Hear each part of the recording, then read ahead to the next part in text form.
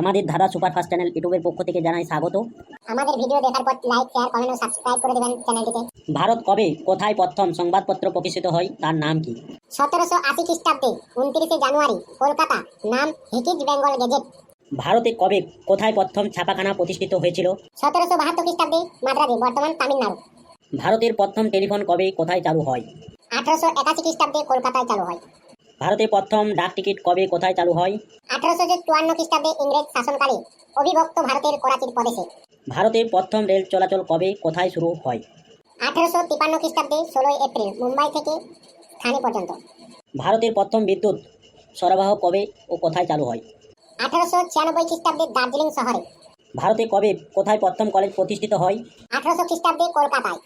ভারতে কবে কোথায় প্রথম বাষ্পীয় জাহাজ চলাচল শুরু হয়? 1823 খ্রিস্টাব্দে, কলকাতায় জাহাজটির নাম ছিল ডায়ানা। ভারতে কবে কোথায় ডাক বিভাগ প্রতিষ্ঠিত হয়? 1854 খ্রিস্টাব্দে, কলকাতায়। ভারতে প্রথম ক্রিকেট খেলা কবে কোথায় চালু হয়? 1925 খ্রিস্টাব্দে, মুম্বাইতে। ভারতের প্রথম বেতার ব্যবস্থা কবে কোথায় চালু হয়? 1920 খ্রিস্টাব্দে, ভারতীয় বেতারের সূচনা হয় মুম্বাইতে। ভারতে প্রথম আণবিক বিস্ফোরণ কবে কোথায় সংঘটিত হয়? 1974 খ্রিস্টাব্দে, রাজস্থানের পোগ্রান মরুভূমিতে। ভারতের প্রথম টেলিভিশন চালু হয় কবে কোথায়?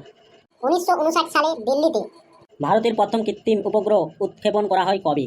1975 খ্রিস্টাব্দে, রাশিয়ার মহাকাশ কেন্দ্র থেকে উপগ্রহটির নাম ছিল অর্যভট্ট।